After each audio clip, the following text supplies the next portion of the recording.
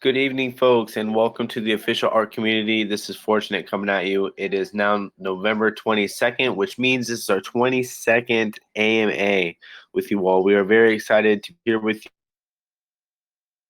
you again, as we are every single night. And we're thankful for the community like you because there's no one else that is so on point the way you all are. Not too much from me. Gonna pass the floor over to our wonderful friend, our amazing founder, Mr. Atlas. The floor is yours, sir. Thank you very much for the intro. Fortunate. Ladies and gentlemen, welcome to the 22nd podcast here at ARK. I'm Atlas. And tonight we've got a couple of updates for you. One that is extremely exciting. We just came out of an AMA over at the DGen protocol community. They've got a fantastic lounge over there of investors. And it's one of those places, that folks know exactly what's happening in DeFi, what's happening on the markets. They are able to analyze investments very carefully, very thoroughly, as they have a lot of bright minds, a very large investor base there. And I think they've been around for almost 5 years. So they've been through the cycles. They've been through, the bull markets. They've been through the dumps and, the bear markets. In 5 years in crypto, it's like a lifetime, as we all know, in regular markets. So fantastic community that we were invited over there, of course, free of charge, as a lot of the folks there and the founders and the partners are investors here. They were able to come in the private round. Other ones were able to come in the public round 1 and public round 2. They're very, very anxious to come into the public round 3, which is the final one that's coming this Friday. Ladies and gentlemen, I know there's a lot of anticipation, a lot of FOMO, hype for Friday, what's coming. We have set the rules, making sure that as many folks get a chance to participate and get their NFTs so that they can get their ARK token at launch. So this is really exciting, and there's going to be a limit of one NFT per wallet, and this is absolutely the final round. And of course, we want to repeat it again. All of the pre-sale from the public and the private, all of those tokens, including team and advisor tokens, everyone's playing the same game. We're all depositing into the ARK vault. We're all going to be earning our 2% a day after launch.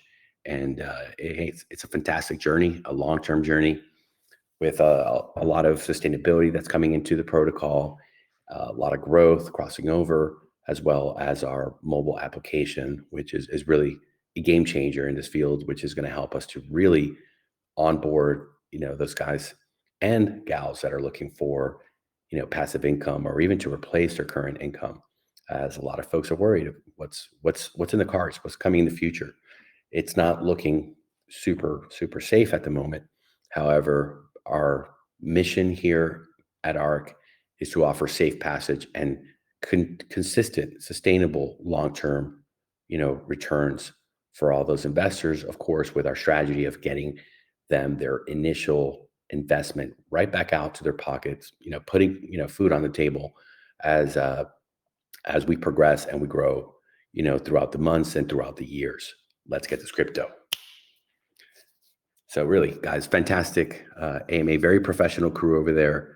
We felt welcomed, we felt respected, and that folks really are interested and they're asking the right questions and they're identifying, what's special, what we've done here. Our code is built from scratch.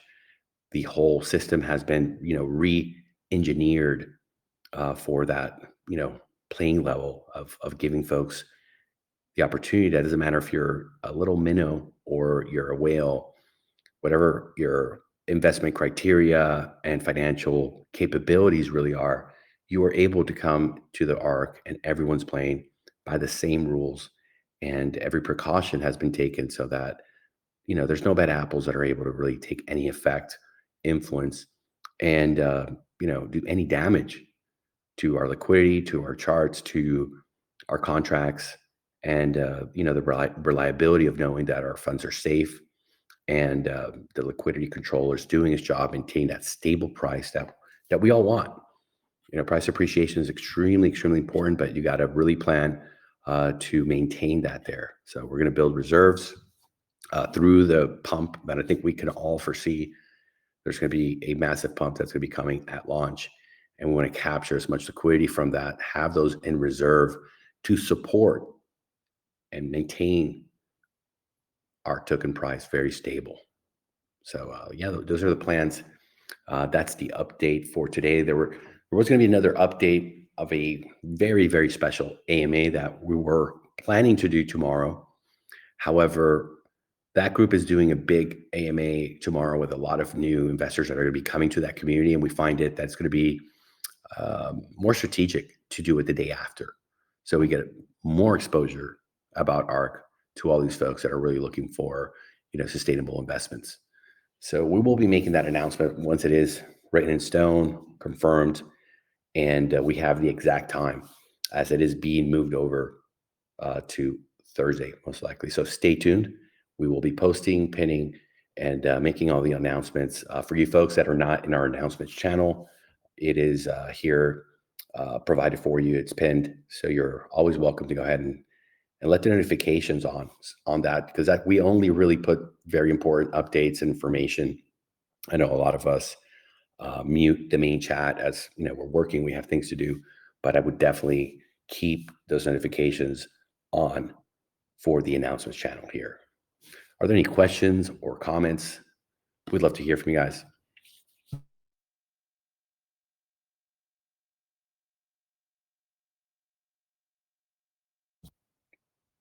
Man, I think you admins are doing an incredible job because when it's so silent and nobody has any questions, it just shows it's a positive, reiteration. It's a positive reinforcement of understanding that folks are really getting the education and understanding a lot about the system.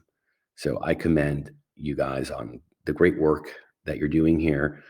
We're absolutely loving the upgrades to the TG, where we're able to put the commands and get so much information. Pretty much everything in the white paper is here for any question in a format that's really answering in a very productive way, giving you a little more depth and information.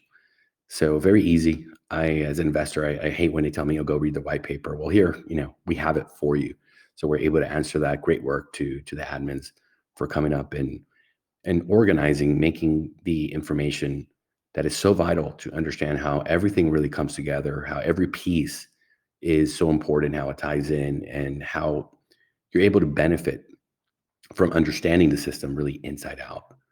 So great job. Mr. Chris Dugan in the house. Welcome, sir.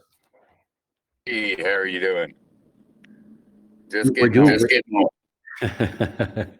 yeah, man. You've been on a journey. You've been on a fantastic journey, and I know you're enjoying it.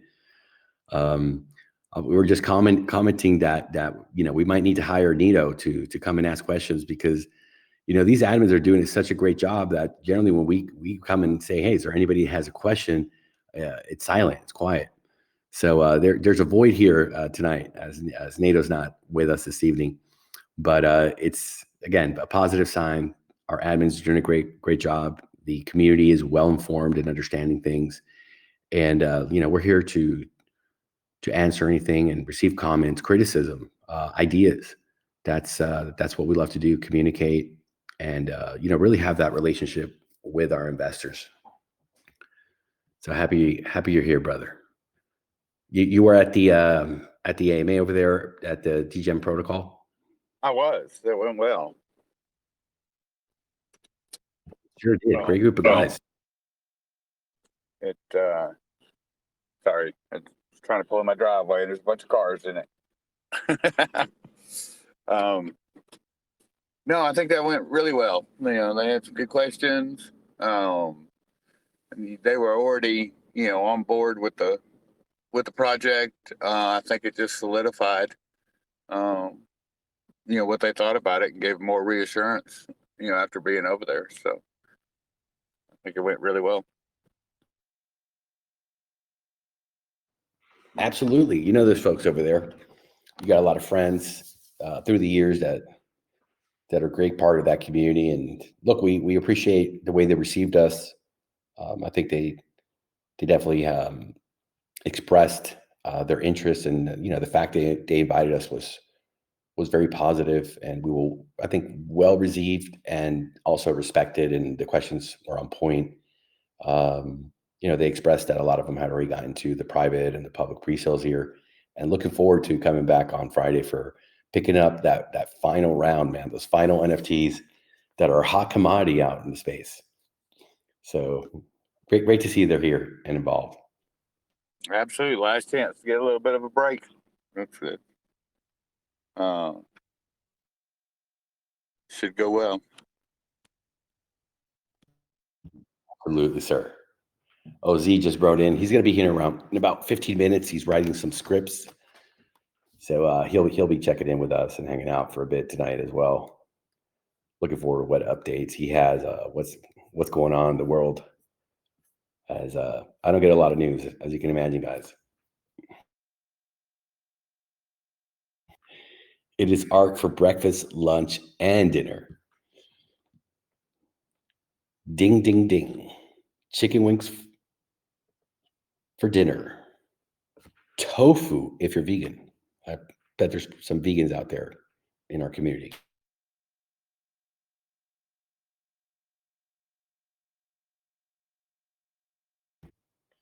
We got somebody new here tonight. Missile Toad.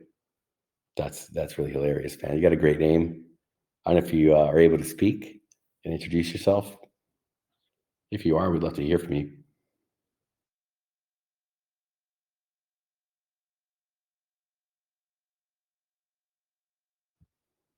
Man, the avatar from Missile Toad is hilarious. He's got like a rocket launcher on the back of the. Well, no, it looks like a rocket, like a missile, strapped to the back of the toad. Freaking hilarious. Love it. Now, how are you doing over there, Mark? You in the office or you're out on the road today?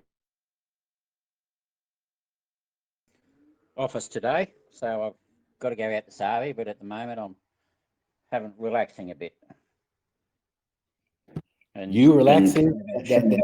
That can't be true. With Mistletoe. Yeah, Mistletoe just joined this morning, so we were having a few DMs.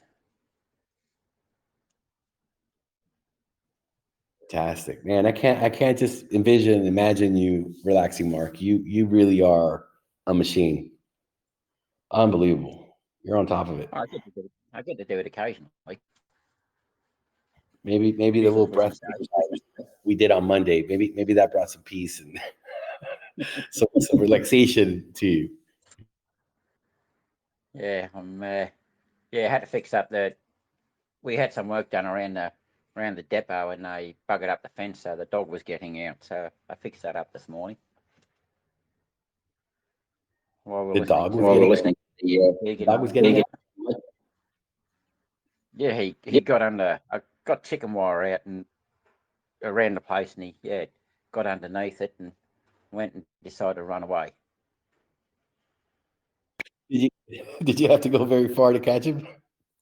I didn't. I wasn't here. I was at work yesterday when it done it, so I had to fix everything up this morning. Heinous debacle. And when are we going to change when are we going to rebrand with the little M and the little two? We still haven't done it. Rebrand the what? Rebrand our name for the little M and the little M at the beginning and the two at the end of it. So it's the Mark II token. We need a little M at the front of ARK and a two at the end.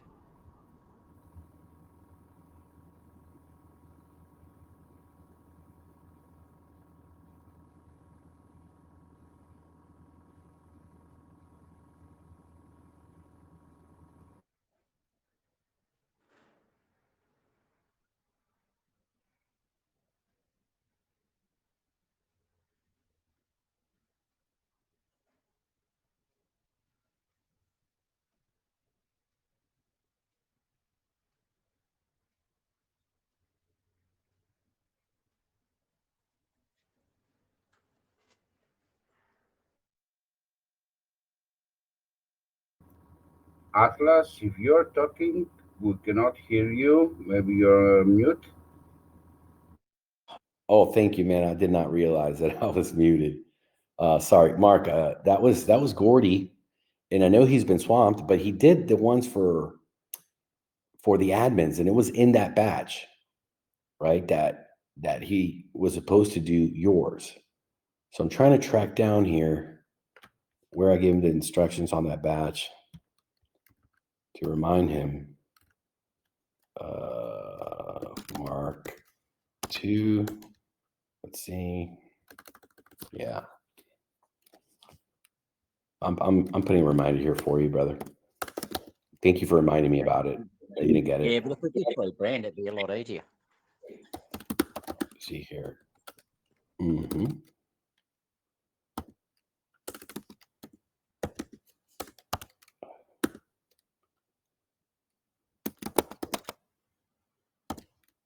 All right, and I'll be getting back to you on that, Mark. Thank you for that. Oh, good. Another question I had with the legacy NFTs. Now, do they help your downline at all? And in what way, if they do? They help the wallet that is holding the legacy NFT. Yeah, I'm aware of that. But the yeah, downline, does it help the downline?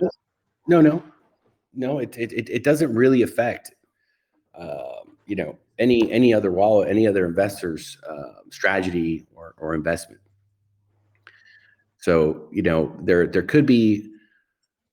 I mean, if you wanted to play the game, right? You say, well, if I have a syndicate and I've got a legacy NFT, I'll be able to claim more. So in a sense, that wall will be able to do more airdrops down to the other wallets, to the other investors in the syndicate. So that could be one associated, but not direct, an indirect benefit if there's a syndicate. Yeah, oh, that's all good. Yeah, because I've been asked a few times. So I just want a clarification on it.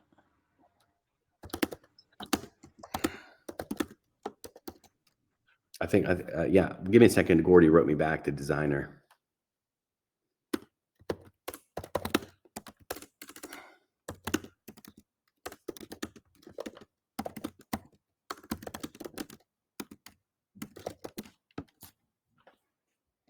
Yep.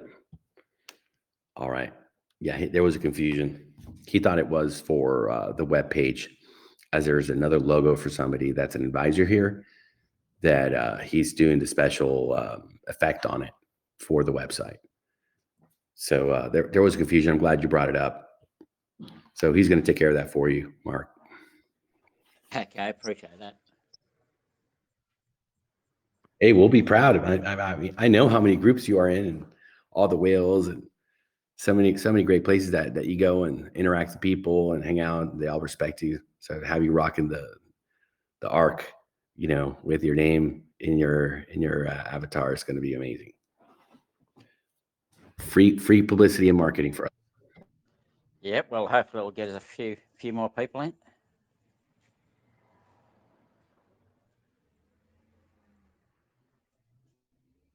Yes, sir. Absolutely. Oh, there's the man himself, Mr. Gordy. Yeah, it's Gordy. It's for our friend here, Mark, too, who's been with us from day one, pretty much. And you see how his name is, MARK2. We want to change it so it has the ARK, as I told you before. Yeah. I've been so busy. I do remember what you mean. I'll send you a DM real quick. Thank you, brother.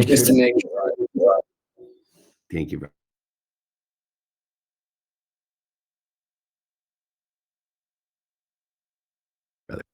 Now that's what I call speedy customer service.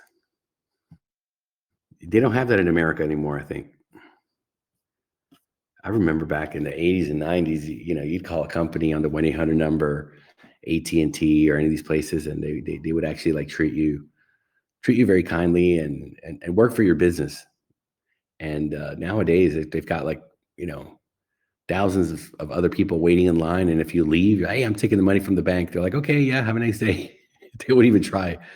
They know they got so many people coming out, in through the other door. So I believe because of that, there's been a lot of diminishment of quality customer service, and folks really trying, taking care of you. Not that's a general idea. It doesn't mean every company is like that, but I have seen that deteriorate, over the decades.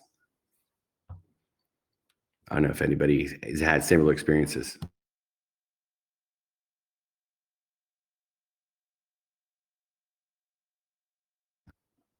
What about you, Fortune? Have you noticed that as well?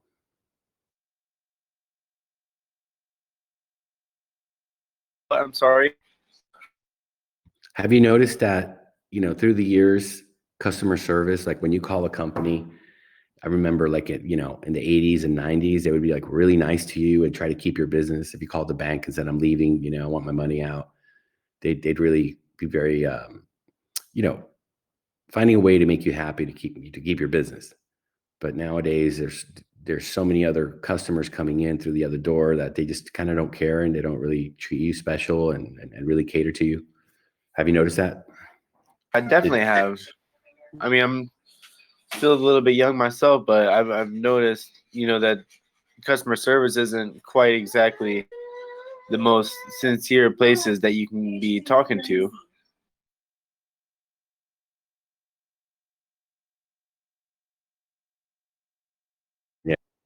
Yeah, absolutely. I think you got to go to a car dealership, and the guys are out there trying to sell the car. Those guys usually still do some good, engagement and try to sell you something to get your business. That's one for sure, that those guys are motivated, be nice to you.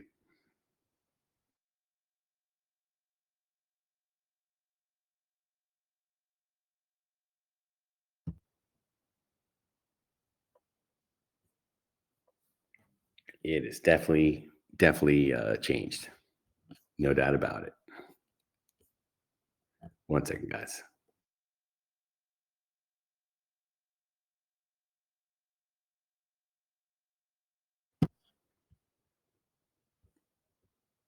And what about you, S23?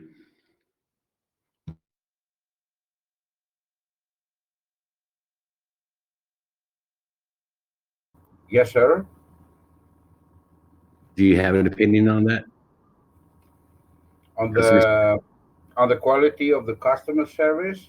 yeah, when you call a bank or have you seen it diminish through the decades, through time, that Well, they're I'm old-fashioned, and they have those damn automated things like the bots, and I hate bots. I hate technology. Just joking. No, it's the worst. It's definitely gone downhill, and the more advanced it becomes, like it's supposedly they make everything automated, like to make it easier. It's actually aggravating. Like it's annoying. Like, okay, so if I have like 2 degrees in technology, and like I've been 30 years in computers, 30 plus, right? So since I was like a kid, and then like I have difficulty, like not difficulty, but like if I am annoyed, like imagine a person that's like 70 years old or 80 years old trying to work these things, like it's pretty stupid at some point. Like the automation, it's supposedly it's made to help people. It actually sometimes it makes your life very difficult. man, and they don't even have good, like, hold music. They put on the bad elevator music. Oh, it's worse in Greece too. Like they have some music, like sometimes like it's automated and everything is routing and everything, but like the music is like it comes from, you remember those little Casio things that that you press the buttons and they made some tempo or sounds, whatever, like a kiddie thing, like a child toy, a kid's toy. So it's dreadful. Like the music is awful, and the level of service is awful too. Like the last few years, I would say that those representatives, I don't know, like at least in my country, right? It is like they are more rude or something, not as helpful, not polite. I don't know. I really hate going through those channels, and but if it can be otherwise, what can you do? I certainly prefer the human touch when it comes to customer service. Like in every sale, in every customer support center, I would say that a human representative is 100 times better than any automated system. And mm, I would use that. Like if any kind of company or whatever, like, yeah, I can understand the routing system sending the call to the proper department, but I would still prefer humans, and I would still enforce, like if it was a business owner owning like a company that has a big call center, I would certainly go for the polite approach, and I would make sure that it is like everybody is doing it and they're doing it right. Like rudeness or indifference, anything else but being totally polite and helpful is certainly 100% hurting any kind of business. Sometimes really owners, CEOs, or whatever, they don't really examine these things very well. Like for some reason, they don't put too much to it. But actually, if you have a rude person or a stupid person or a person with some issues, whatever, representing you in sales, like even like in a supermarket or whatever, it's actually hurting the balance of the company and the outcome, and it's damage. I think for me, it's extremely important that even the lowest in the ranks of a company, like the lower levels, like even if they consider like just a salesman or uh, a person that works in a store or everything, like if they consider that like the basic level of the hierarchy, they need to put some very very serious training to those persons, to give them training, so they represent the company with the right way. And actually that makes a huge difference. I've seen that in business. I have seen businesses fail. I have seen businessmen lose their businesses because the people working for them like systematically destroyed them in that fashion, like being by being rude and whatever. And like these people were not on top of it. So do you know the TV series that the bosses like go undercover? What's it called? Like it's an American TV series that the bosses like change their appearance and they go undercover boss, I think. Yes. Yes, Yeah. I've seen that. Yeah. It's really interesting. Go ahead. Yeah. Yeah. Really interesting I because think like they I think Mark was on that show. really. I haven't been on that one. Okay. So, all jokes aside, though, like this is a very interesting show because it really does prove, like you can see that that there's a problem. Like when you have people working for you and they don't have the proper training and they're not the right persons, it really hurts the company very much. So, in all my years, all the businesses that I owned in the past, the most important thing for me was to have the perfect service. So when I made my first company, like computer company, right? So like software solutions and hardware, right? Okay. So it was like on a floor in a building.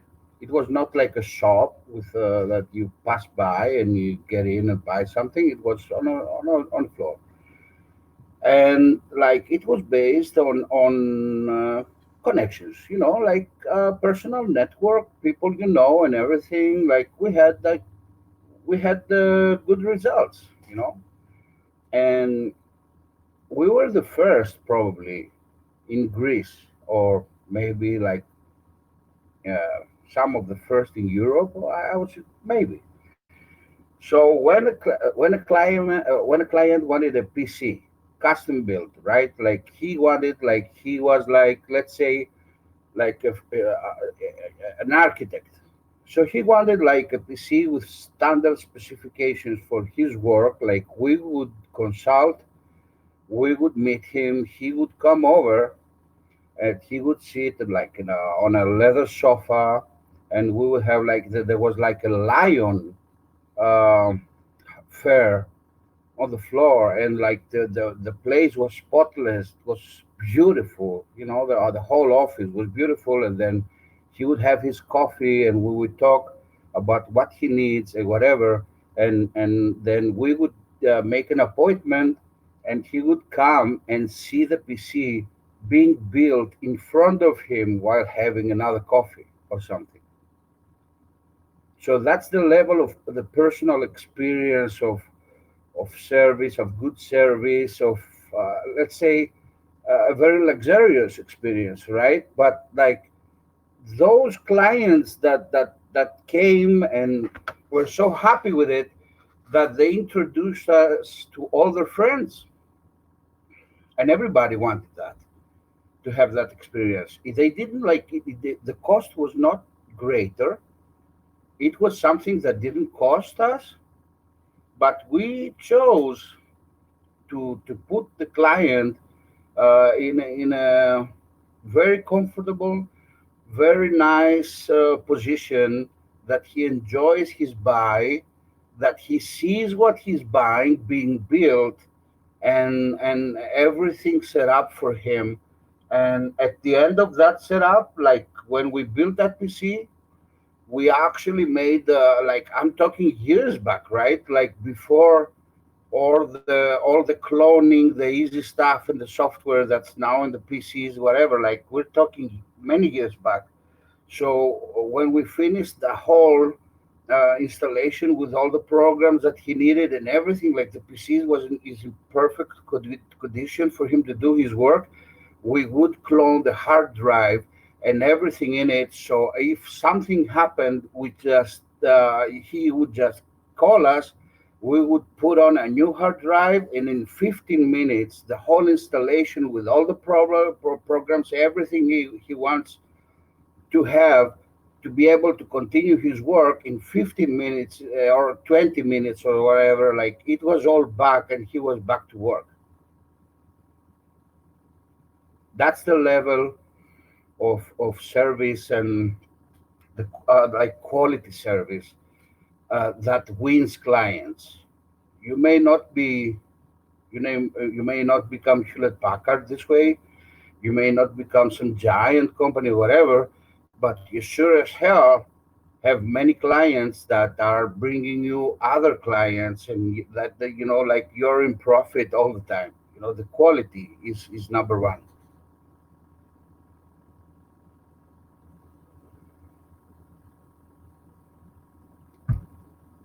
That's it. That's That's my it. experience. My experience. Absolutely, man. Customer service, and I think that's a big part of the way we run the show here, the way we interact with investors at ARK. Brad, what do you think about that? Or Fortunate, do you want to add a bit to that? I couldn't agree more, mate. I think that customer service is more than important. I think it's how the values of your company and the team members. It's what you build everything around.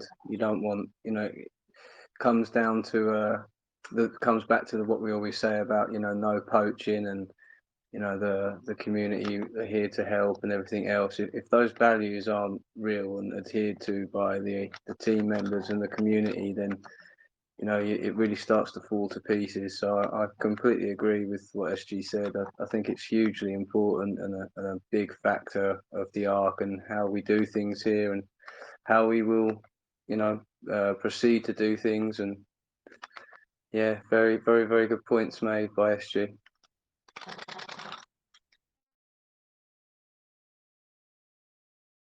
Absolutely. Let's get this crypto. Get this crypto.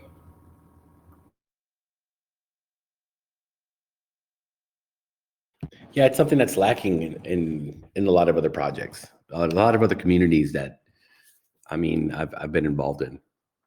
It's not organized. It's almost like a free for all mayhem, and I'm talking here, token projects. I'm talking, meme coins. Oh my God, we've been in some of those communities that are just crazy and insane. Wouldn't you say? Well, certainly. It's the crypto community went through several phases, which were different. Uh, Lots of crazy stuff, but certainly not attention to detail, customer service, and like we are so different from anything, from any other project I think that's out there, and that shows. Like when you come to our TG, I think it's obvious that something different is going on here. There is a family feeling, which is not artificial. It's not made up. Like we're not trying to look that way. That it is the way we are, like, with the way we interact, and the direct connection between the core team, the dev team, and us administrators with people, and the friendliness, and everything is feels like home, and that's very, very rare in crypto.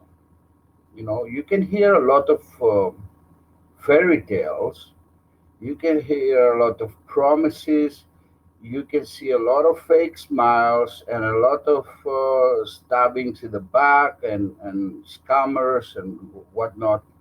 But like we are like it's like day and night. I think, yeah, ARC is like day and night. It doesn't have anything to do with any other project out there. And as a part of the team, I'm very proud for that. It's very important not just to do something you like, but like it's even more satisfying and important, like that what you are doing is also the people involved in it are at a high level of like they're quality people, and they also love what they do, and there is like this feeling of a team, of family working together for the common good. This is very rare. In my opinion, this is very rare. So yeah, it's unique. you know, and I really do enjoy being here. I would. There's no place else I would rather be. It's clear to me. And I was asked the other day. I think it was Nito actually. Yeah, like the day before yesterday, he asked me like S33. Like, are you involved in any other projects or whatever? Like, do you, if I care for some projects, if I'm invested or whatever? And I said no, and I don't want to be. I really don't. Like for me, ARK is all the investment I need, and the best project for me in years. Like it's one of a kind. And why would you be involved in a project like that, actively involved in something so beautiful and with so much such a future, and like even care about being involved with some other project like that? I don't have the time, and I don't feel the need to be doing anything else in crypto except dark. That's what it is. Let's get this crypto. Man, speaking about getting this crypto, we got Florida Realtor. He's back. We got Z in the house. Welcome to the podcast tonight, Mr. Z. We've been anxiously waiting to get that alpha from you, man. I know you got your ears to the crypto streets. What's happening in Z's world? Oh man, we're doing a lot of trading scripts. We're learning a lot about the markets, and we're kind of going through what's happening with FTX right now a little bit. If you don't want me to talk about it, I won't. But it's pretty interesting how like we have the sort of expression, and we look at FTX as a stadium sponsor and whatnot, conglomerate, and to see like the sort of unraveling of how they didn't keep track of accounting and didn't use DeFi to basically do their accounting and automate things. It's crazy, like how they ran how they, like, he had 5 entities, and all 5 entities were sort of storing money in one pot, and it's just, yeah. So centralization needs a big upgrade. That's one thing. The other thing, I want to keep. I mean, I'd like to be positive about price action, but the way Bitcoin kind of looks, we might have a target at about 13.5K. So just hold on tight for that. Stable up. This is a hard week, and we want both folks to really stable up and come in with their BUSD over here to ARK. I mean, we're talking here. If you get the calculator from Kelly Snook and you input, whether it's a small or a large investment, you're going to be amazed at not what I say or Z or Brad or Mark or Chris or Florida Realtor. Hey man, these are numbers. Numbers are law. They don't lie. And I personally don't have a huge interest in sitting there buying the dip and keep buying the dip and buying the dip and who knows when we're going to have really a shift and really get out of this spin cycle, right, and head towards an upwards trend. And so that's why we're here. That's why the ARK was built, to ensure that we have a stable return on our investment with a stable price where the gains are just there. I mean, 2% dailies is absolutely massive gains. But again, don't take it from me. Yeah, see, continue. Yeah, I mean, down to it. The reason I give you guys a little market news update is because we got to like just stay in touch what's happening with sort of the environment, but then we can always sort of peg it against our sort of protocol and see, like, these inflationary items here are need more organization and needs better marketing and better many things. But we will always keep track of the markets. We'll always keep track of price action. I'll always keep a review of things that I find interesting. I'm still going through the midnight because privacy to me is damn important. That's what I would ask you to drop the alpha on that. Z. I like that topic. Please go ahead. Yeah. So the issue is like when you're building on Ethereum and you're going through a Fury era and like all these sorts of proxies, you're still connected to. I mean, like when you connect to Web3, you're still going through hosts and stuff. What I've realized with Midnight thus far is when you build your dexes or you create your dApps here, everything is privatized in such a cool way. I'll just read like small statement and you guys can make your sort of outcomes from it. But it reads out: Midnight will be a data protection based blockchain that safeguards sensitive commercial and personal data, protecting fundamental freedom of associations, commerce, and expression for developers, companies, and individuals.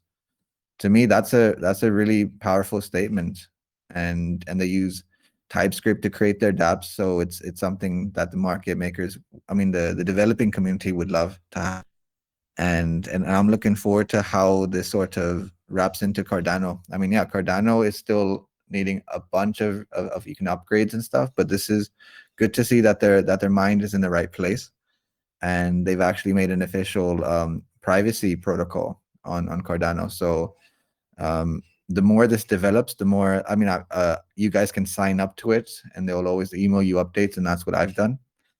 And we'll keep an eye on this thing because I think this is really important for the privacy. Because I think privacy was something Neto and others DM'd me quite a bit about, and actually vocally talked about. So that's the interesting part, that we have that in DeFi we have such development compared to what's really happening in the centralized sort of stations. So yeah, so that's one thing. Privacy is really important to us. It's important to have utility on the NFTs that we buy. So things like sort of royalties that you earn on your OpenSea NFTs are important to me personally, and we'll see how that develops as well, because there's a bunch of drama there as well, because OpenSea did take out the royalty input and are debating it on their DAO. So I want to see how that sort of develops.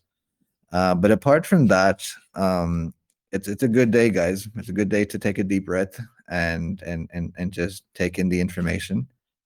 And I hope everyone's enjoying the soccer World Cup. If you're from Latin American or from Europe, and there's a bunch of sort of news I'll give on that tomorrow, because there was a token that dumped after Argentina lost to Saudi Arabia. So I'll talk more about that tomorrow. But apart from that, I haven't got much today. I apologize, Atlas.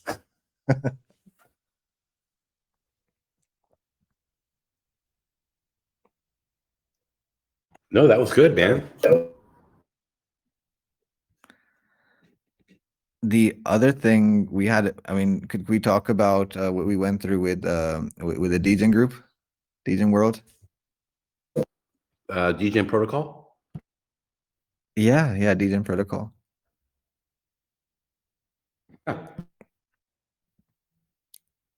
Yeah, we had a really pleasant experience there. Like, they were really nice. They asked them some hard questions, but they gave us a voice, and I was able to, like, spend more time there. I was there for another like 15, 20 minutes after we finished the AMA, and for like a protocol like theirs to go through the sort of the 5-year experience and sort of look at our team and make comments.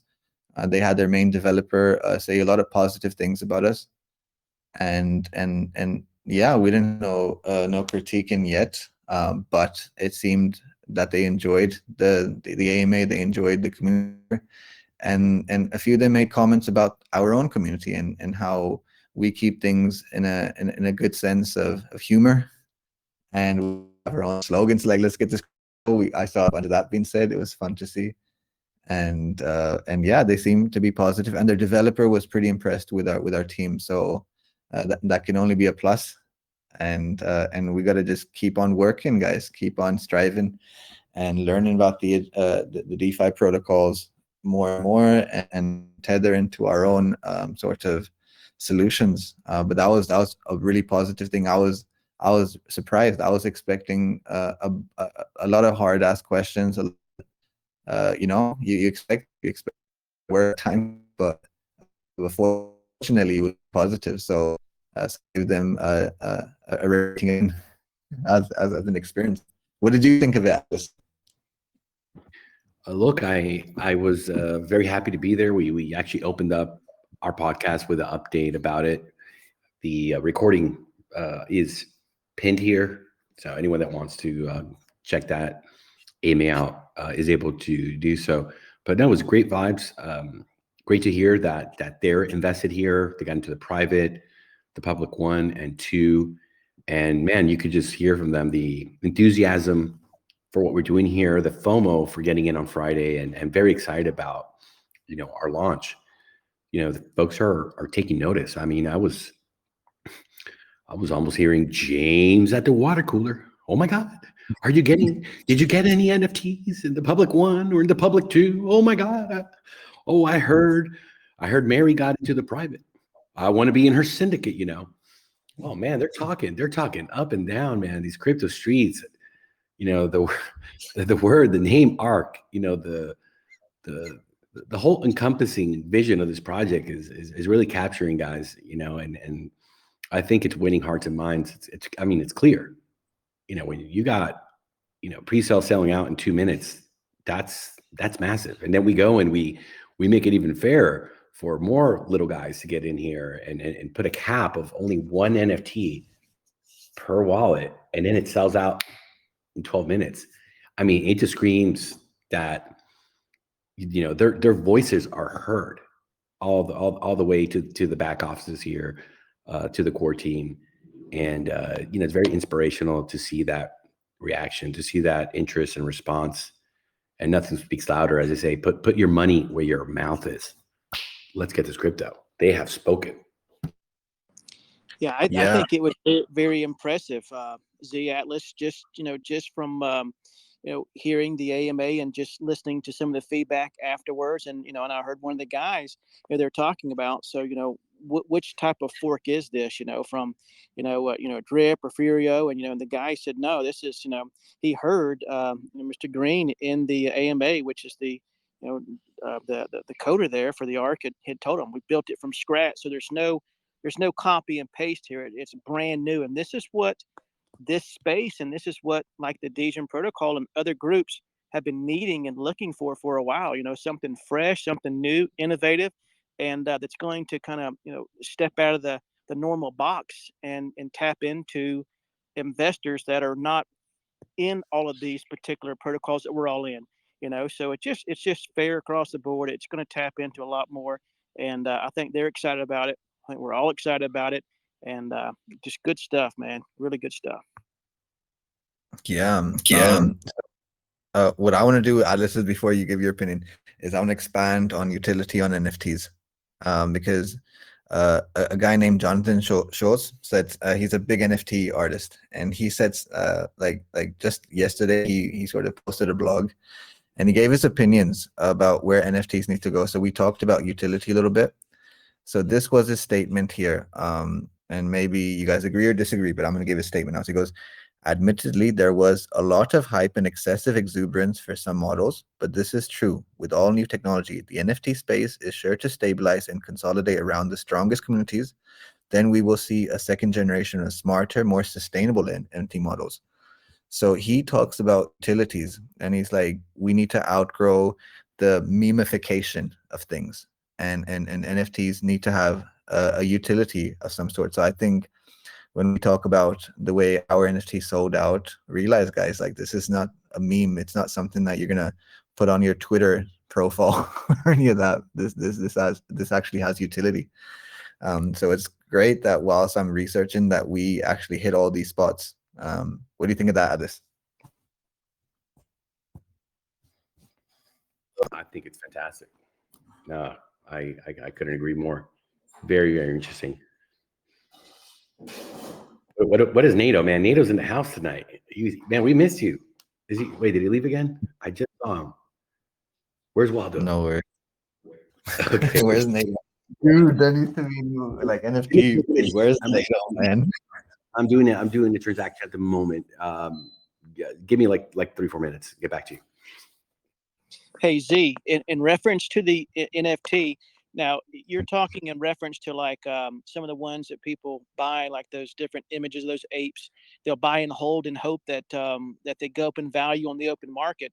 But these Mhm, type of NFTs that you're referring to, like the legacy NFTs from the ARK, that mhm. are going to have the utility. I mean, they're going to one they're limited. Obviously, there's only so many that's going to be minted, so that's right there automatically creates value. And two, the fact that they're going to be a placeholder in the DAO to where you would be able to vote on future projects for revenue coming in for the ARK protocol, and also you're going to be giving rewards from the pool that's going to be in. So there's a lot of things, a lot of moving parts in NFT that adds the value, other than just hoping that you've got some rareable uh, eight picture or something that hope somebody buys in the future. Is that kind of right? Absolutely, absolutely. And I would like to like expand it with this quote here. It goes, less speculation, more mandatory utility. As with tokens, if the NFT is essential for a project's functionality for users, persons, then there is less concern for price verification. This is what NFTs needs to evolve from. We need to stop looking at it from a floor price standpoint, or you can say art standpoint, and start to give it real smart contract utility. And this is how we're going to do it. The next generation of NFTs, they have to be less of art and more of utility. Like that NFT has to either give you a return, or it helps you purchase, or helps you exchange a service of any kind. And it needs to be DeFi. It doesn't need to go through a third party or a gatekeeper or a centralized area. So I think the main utilities will not be on OpenSea. I'm saying this over and over again. Now, OpenSea is a place, it's a good place for NFTs to start out, but the real NFT use cases are going to be the stuff that we're doing, the stuff like Legacy that has real utility. Well, especially since OpenSea had I don't know if it's an exploit or what, had someone break in their security and suck out a lot of NFTs, in which they're working on getting a patch or so for that. But was that considered an exploit, or how did that kind of work? Yeah. So whenever like OpenSea creates a bridge, whenever some protocol creates a bridge and they try to expand, so ERC sort of 771 is what sort of the NFTs are built on, which is Ethereum. And that's what OpenSea would connect your wallet to, like an Ethereum wallet. But when they open up to like Solana, that's when they started to see exploits, and that's what white hackers do. They wait for an update, and there's several of them that sort of exploit, and they were able to do one on OpenSea. Like concerning that, like luckily it wasn't as big as it could have been, but yeah, it just shows you how you can say new this place is, and how much iteration it needs to go through. But once NFTs go through the smart contract phase, and you have Certic and other sort of auditors that do their due diligence on that, then we're gonna have some real utility. Like I see NFTs of like like our legacy ones. I see NFTs to help us like purchase a property or house or car. Commerce is a big thing, but here return banking has a bunch of utility when it comes to NFTs, and it's important that the NFTs that come out now are all around the smart contract. So yeah, that's all I'll say there. I Oh, can well, say I can. us you just hit the nail on the head as far as utility branching off into different industries. And speaking of the real estate industry, I know of several successful transactions down in South Florida. That there's a company called Proppy, which Mhm. what they do is they create a transaction.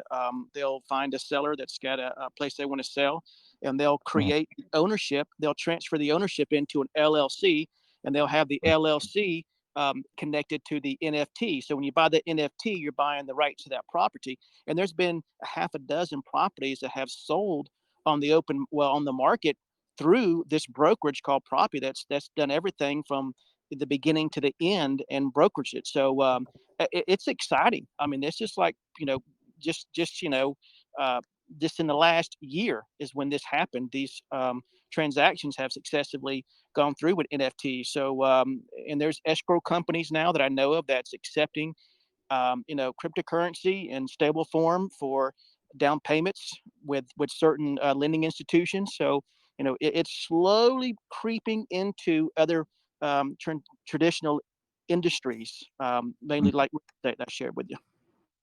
No, I'm looking at the website here, property.com. I like to multitask at times when I'm eager to learn about things. And yeah, Property seems to have escrow services, transaction platforms. Wow, this is big, man. Amazing. Thank you for that, man. Hey, Florida Realtor, you know what Propi did? Is they made real estate transactions simple. That's all they did. They're just putting in a smart contract form, so you have an executed contract flow, and it's going to disrupt mortgage, real estate, title, everything connected to that if they have their way. But yeah, they've been around for a while, been following what they're doing, but they're another good example of how this tech can overlay onto a very complex problem and simplify it into a few pushes of a button potentially. You're right. And if you don't adapt and change and go where the market's going and where the innovation's taking you, then you're going to be left behind. I mean, that's why as soon as I heard about this, I was at a real estate convention, and Tom Ferry's one of the top real estate speakers, and he was approached and was associated with Property, and he announced it. And that's what I learned about it. And I did the research, and I was just dabbling in DeFi and crypto at the time. And I was like, man, this is right up my alley, real estate and this. So, I've been trying to figure that out and try to, go with the moving parts to it. But I see that as a huge, like you said, simplify. And that's exactly what you all are doing with ARK. And that's what Property's doing real estate. You find something and you make it simple and find a solution for it. And that's what works. Absolutely. So for the people that want more details, the website's called property.com/browse. I'm just in their marketplace right now, and to see them active. Agents, buyers, and sellers all over the country love the simplicity and security of Property. So it's beautiful. Like this is what DeFi is all about. This is what NFTs really mean to me. So when Atlas and me used to talk about NFTs a year ago, I would tell him, I'm like, dude, I'm not interested in the Bored Apes or the land sales. I'm interested in the smart contract, like creating brokerage deals with real estates when it comes to banking, when it comes to a delivery of service, Royal Mail, postal services, all them kind of things. Like that's where utility is, and to see, and I think the first thing that needs sort of like an overhaul is sort of APYs, like sort of returns on savings accounts and banking ledgers, and that's what we're trying to do here with our legacy NFTs here, and I only see it get more simpler and simpler from here. So kudos to you, Realtor. I've got a rabbit hole to go through now for the night. I will certainly be anxiously waiting for your certainly respectful analysis of that for sure. I'll be looking forward to that definitely, because I know you're going to dig in and bring me all the juicy alpha. So I appreciate it. Their crypto is like 40 cents right now. The high was like 80 cents a while back. It's been fluctuating around. It's volatile and it's affected by the market like everything else on that end. But it is. I'm glad you're interested in it. So I'll be, like I said, excited to hear your thoughts on it. Yeah, if I buy some property, I'll let you know. Yeah, make sure you connect me and let me broker it for you. Beautiful. So let's get this crypto. Atlas, we have utility here, my friend. You're talking about that. I was like, man, we got to get on the horn with these guys and get our liquidity controller over there so they can have some price stability for their investors. Wouldn't that be amazing? Yeah. I'm glad, guys. This is number 22 Atlas podcast. Yes, sir. Absolutely. 22. You guys get it all, man. Like we get all sorts of intel, and not just intel. We get unique sort of from Realtor here and other professionals. I'd love to see a banker come in and give his opinions on DeFi and things, and that's what we got to do. But it's been overall just my overall feelings right now are pretty optimistic about smart contracts, about NFTs, and having real utility. And to see that other crowds like DGen protocol, actually, appreciate utility. And I heard their developer says, it's about time that we start to really bring the smart contract into the industry, and its understanding, its education side to it. He goes, the education is not growing, and hopefully that's something that we can work on here. We have amazing, talented folks here, and I know CryptoZao, Patrick, his gang.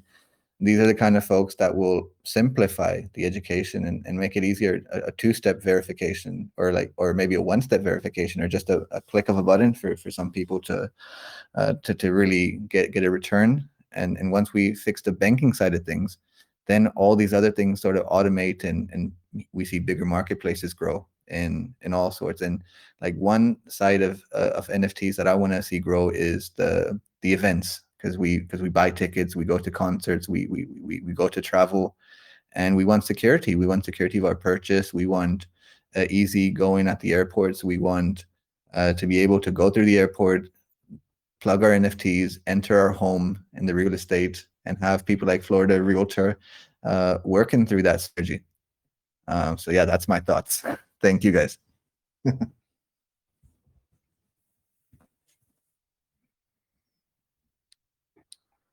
Thank you, brother. Fantastic.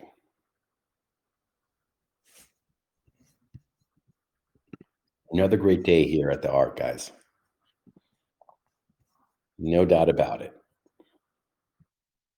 One more intel. I got one more, last one for you guys. So something happened in India. Could you guess what could have happened in India, Alice?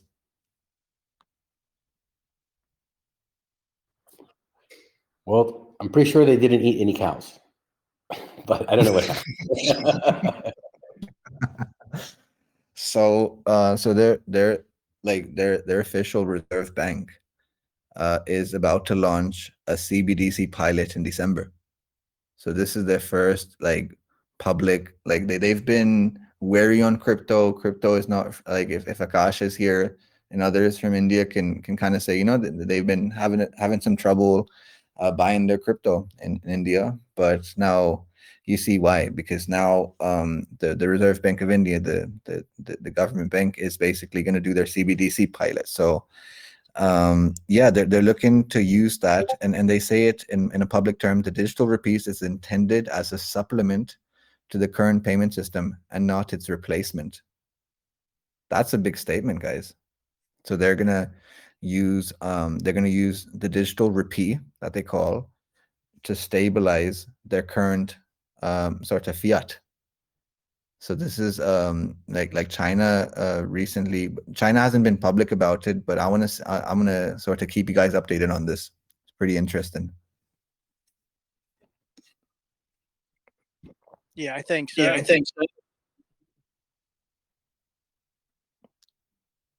Can you guys hear me? Am I cutting out? Is the matrix glitching me again? No, you're good. You're good tonight. I'm good. No, I'm curious to see how that plays in, and what do they mean? You said the word balancing. Yeah, they're basically looking. I use the word supplement, so they're using it as a supplement for the current payment systems. So it's going to be like an option to either pay through your card or pay through the e-rupee. So they've given some more intel. So it goes in digital wallets or in cards. Yeah. So here's the quote for it. The e-rupee will be stored in a wallet. The denomination will be available as per customer's request, just like you request cash from an ATM. Banks are launching this only in select cities. So yeah, it's going to be a wallet. It's not cool.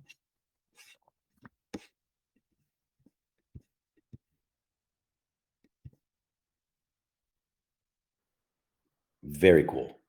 Absolutely cool. And I mean, we know the Chinese are definitely ahead of everyone else on that. And we know they've been stockpiling gold for at least a decade. Russia as well.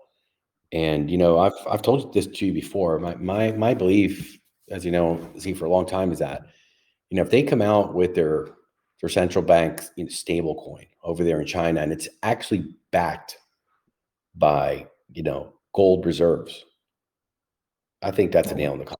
That's a nail in the coffin for the printer. Where that's up. Where that one's at. Yes, sir. Yes, sir. One last thing I'll say is the CBDC infrastructure, they say, will be held by the National Payment Corporation of India. So this is like the government. This is their public sector that's going to be holding all the responsibility of it. So there's a few banks that we know internationally, like the Union Bank of India and the ICICI Bank. I had the chance to open a bank account there in the UK. So yeah, we have some big banks that are gonna adapt this and give it and make it available to their customers. So their pilot test per bank is gonna be 10,000 to 50,000 users. So yeah, the more intel I get on this, I will surely share it with you guys.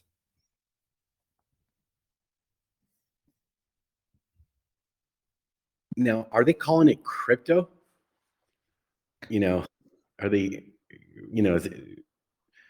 how are they referring to it? I'm curious. They're calling it the e-rupee. Rupee. Okay, e-rupee. All right. Interesting. So it's their 1-to-1 peg of the Indian rupee in a digital asset. Let's get this crypto. Hey, we're going to be saying, let's get this rupee. The e-rupee. The e-rupee. So like what I'm interested in is like how because the regulators must have approved this for this big step to happen. So now when they're going to start their test pilot, they're going to be public about it, and we'll be able to follow it on their hopefully their block explorer of a kind. And it's something, and you know how I data mine sometimes, man. I get lost in the matrix. So I'm gonna see it in real time soon. Because India, what's India's population? Does anyone know how many people live in India? India's population is one of the hugest in the world. Yeah, 1.39 billion in 2021, right? It's a good test pilot, right, for the world. Absolutely. Compare that to the United States, and the United States has 331 million. That's big. So we're gonna learn a lot. But yeah, I'm not gonna say much. I need more intel. Oh, that's extremely interesting. The test pilot will be coming out. I think Brazil did a test pilot. I think even maybe last year. I don't recall when, but I think it was then that we're trying something out. Yeah, I've got the article here. So Brazil Central Bank president. So the president came out with a statement, says CBDC pilot will launch in 2022. So this was starting of April when they talked about this. And they go, this using the STR in real digital is a way of creating the digitalization of currency without creating a rupture in the bank's balance sheets. So they see it as a benefit there. They go, this project should have some kind of pilot in the second half of the year. So yeah, Brazil are going to be doing their tokens very, very soon. And yeah, and we have who involved here, the Central Bank of Brazil. So another governance, central government that's going to be experimenting with it. Fascinating. Checking it out. That's for sure. Oh, check this out. This is really cool. It's going to have a fixed supply. Isn't that cool? A fixed supply. How does that? What central bank is working with fixed supply anything? That's like, oh man, that's interesting. Yeah, because what I thought the CBDCs were just a replacement of the bank, and you can update as many tokens as you want to the tally, um, because that's what China did with theirs. But to see Brazil say that they're going to have a fixed supply, quite similar to Bitcoin, is pretty interesting.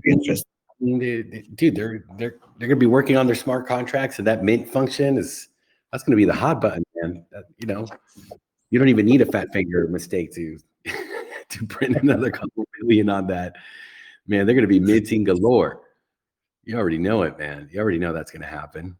But you know, maybe they have a different idea, but I don't see how that would work out unless they're going to curtail it, you know, maybe for the pilot phase, and then as you know, adoption takes over, then the whole system, you know, will be minting. And I mean, just look how much money they're going to save from the printing presses to paper. I mean, that's quote unquote, you know, green friendly, right? No more metals for the physical coins, no more paper, you know, currency. And I mean, if I was a central banker, man, I'd just be jumping for joy because, you know, you look at or like the IRS, it's like, hey, we're going to just tax every transaction immediately, instantly on purchase. You know, you're buying a magazine, you know, you're buying a bottle of water, you know, you're buying a home. Man, that's let's just tax it, you know, all. So you don't even have to file, you know, income tax. It's just deducted straight from everything that you do. I mean, the revenues for taxation will just go through the roof. I mean, and then don't get me started, man. It's just I see so many ways that they could really take advantage of that situation for the benefit, right? I'm not saying it's good or bad. It depends in the hands of you know, the folks that are generally corrupt at those levels. Just my 2 cents, not financial advice. Yeah, I mean, the good thing, the positive side of it is there's going to be multiple sort of asset classes, so people have the choice of either purchasing through a CBDC digital wallet or using something as simple as MetaMask. So people will always have the power to choose, and that's what backs a stable. That's what backs a CBDC. But I think the governments are a bit slower. I think it's going to take them about 5 years.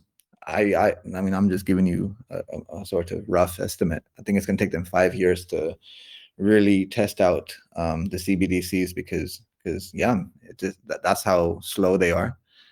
So I think that gives DeFi a head start, and I think when we have USDC and sort of stables already going through its evolution, there's a bunch of catching up to do, and it's always the markets has to provide the best product, and if DeFi provides that, then CBDCs will just be a supplement to that. That's how I see it.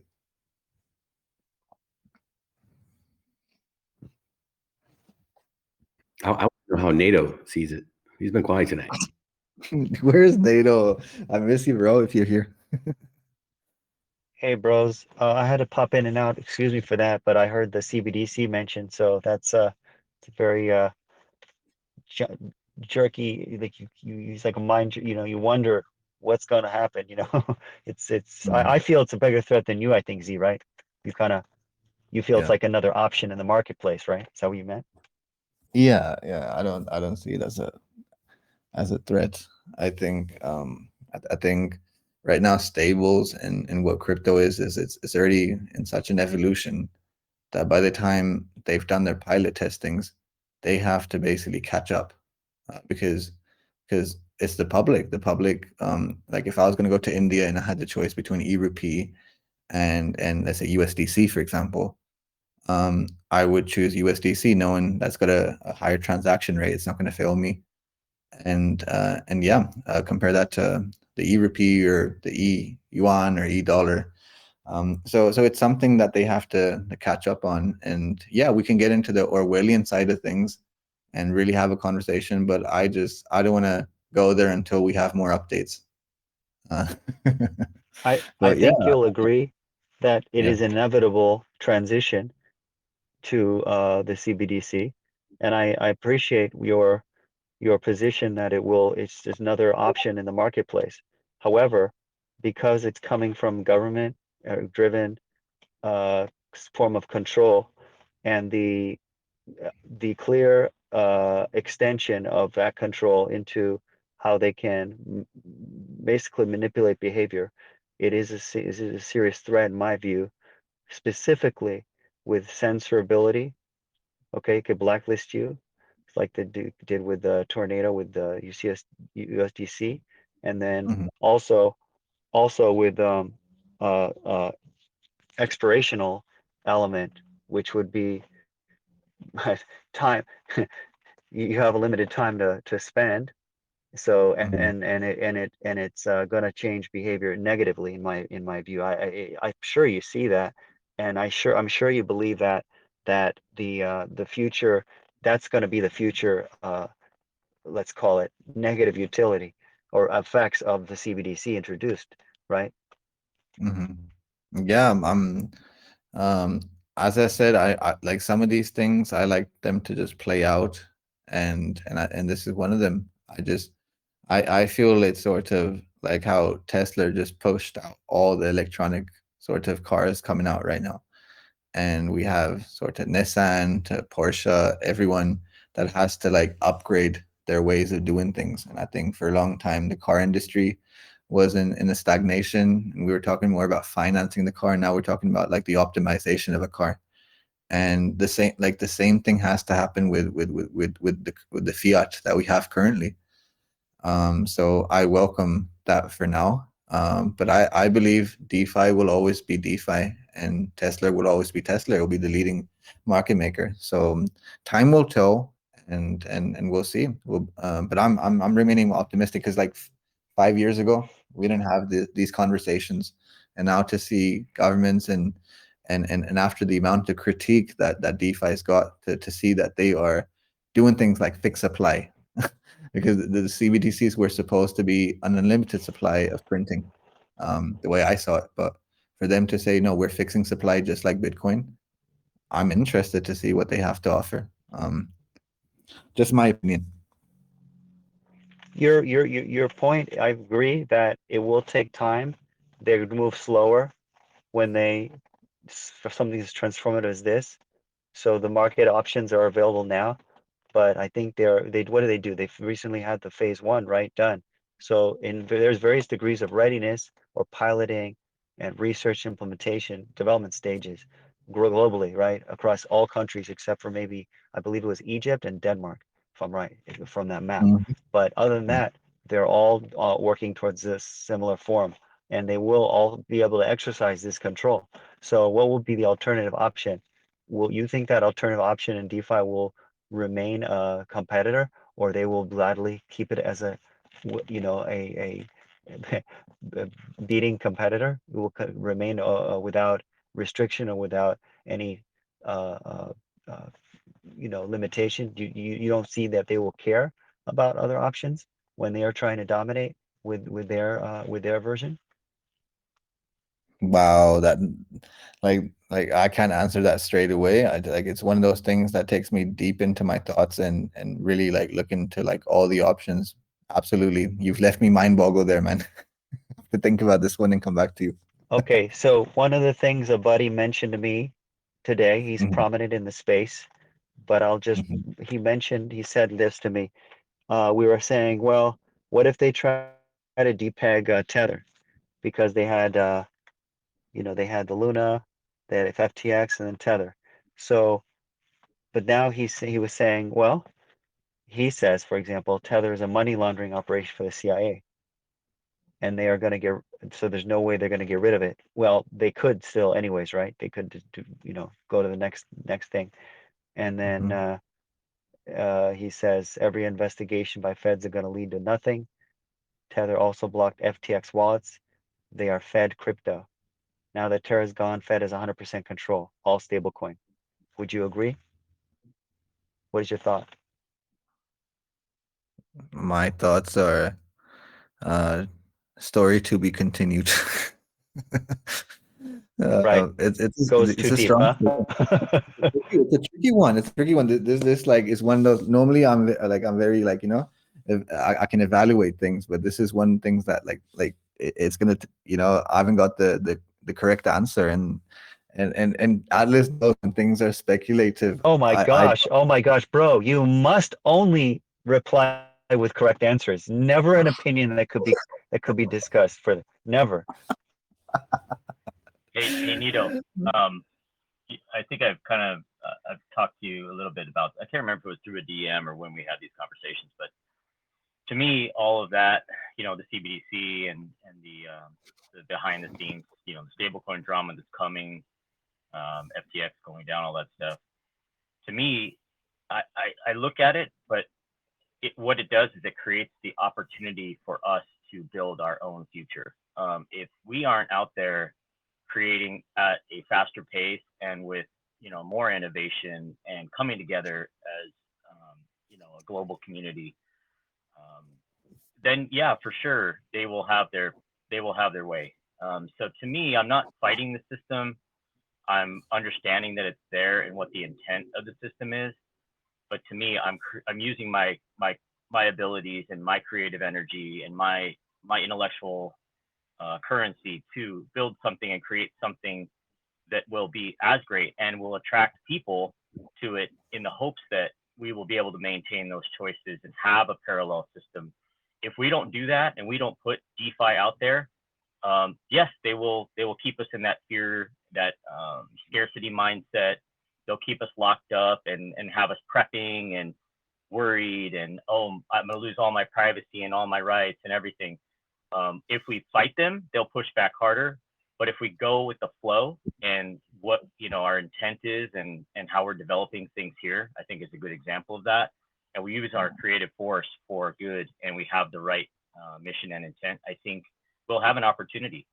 If we don't do that and we don't come together across the planet, then yeah, we'll succumb to all of those things that you mentioned. So yeah, I keep them in mind, but I try not to fall into the trap, the fear trap and the scarcity mindset, because I see this as the greatest shift in financial history ever that we're aware of. And we can either participate in it and help steer it in the direction that we want it to go, or we can sit back and let the quote unquote authorities take control of it for us. And they're going to do all sorts of things and tricks and create that fear in so many different ways. And we just have to be, you have to be resolute. We have to be strong. And I think we'll have that chance. They're giving us that chance right now. They're giving us the runway. But they've been slow. We know they're slow. That's going to be the advantage that we have. We can do that. And we have the people, and that's the power that we have right now. So that's kind of my message. I don't know what you think about that. 100%. I don't mean to. Well said, Brett. I don't mean to say, oh, up in arms, nothing we can do, and at the end, we're ultimately going to fail. Not at all. It's really about being aware, and obviously we'll fight a good fight, and we will prevail, because this is the best thing. That's the best thing on the planet for us and our prosperity. That's what we're going to do. We're going to fight the effers. I'm not going to say it, but we're going to fight them, and we're going to find ways to avoid. We're going to have the right jurisdiction. We're going to have the right paperwork. We're going to have the right structure, and we're going to avoid it, or we're going to circumvent legally every avenue. We're going to exhaust every way. I would like to go down rabbit holes. We'll have each person specialize in a rabbit hole to figure it out. Each of us will figure things out, and we'll bypass it. I think we have some serious guns coming into this group. When you're ready to drop the alpha, you will. We'll know. But I just have this sense that you guys are like the quiet calm. You're like, no, we got it. No, we got it. We're gonna handle it. We're gonna handle it. So you let me know when I can learn. That's the mindset. I love it. Thanks, Nito. I appreciate it, man. Netos, full of entertainment, man. This crowd is nothing without you, man. Like we love your opinions, and we'll keep optimistic, and we'll keep learning, man. Because we do realize that technology moves slowly for the public sector. And like my example is how the SEC does its inquiries, and each time like gets back channeled on calling a cryptocurrency a security, and then going through a whole sort of like documentation and just a bunch of more paperwork. And to me, that's just them understanding it better. So yeah, we'll always keep a tab on that, on CBDCs. These are all like utility things that we have to see how they affect the environment. But today's been positive, man. Overall, like we've learned about the real estate model. Realtors given us that. We've learned about yield. We've learned about the prospects that countries like India have in mind, how Brazil are sorting their sort of issues out. So yeah, there's a bunch of learning, and DeFi is going to be that. This is our 22nd podcast, and I mean, Atlas, it's been 22 days of of a lot of learning, a lot of updates internally and externally. So we keep it going. Absolutely. And 67 podcasts in phase 1. So Oh yeah. we love doing this, man. And we're going to be doing it for a very, very long time. With that said, let's see if there's any other questions before we close at least the recording. We always hang out here for the ARK after hours, which will be not participating as we have a lot of work to do here in the back end. But is there any other questions or comments before we close off for the evening, the recording?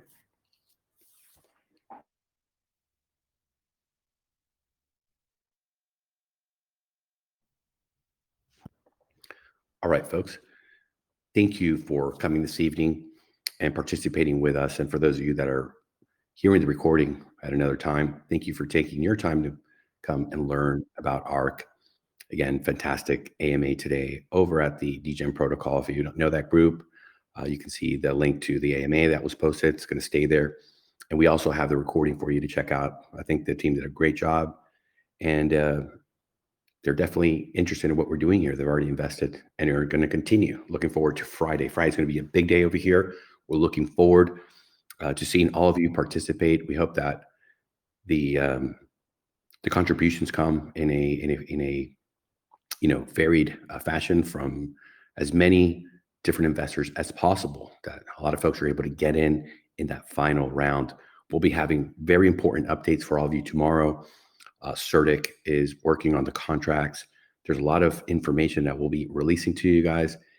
And I also said at the beginning of the recording, there was going to be a AMA at a very, very special group. Tomorrow, we've actually moved that till the next day, Thursday, because they're going to pick up a lot of other investors at an AMA they're going to do actually tomorrow. So a lot of key stuff happening.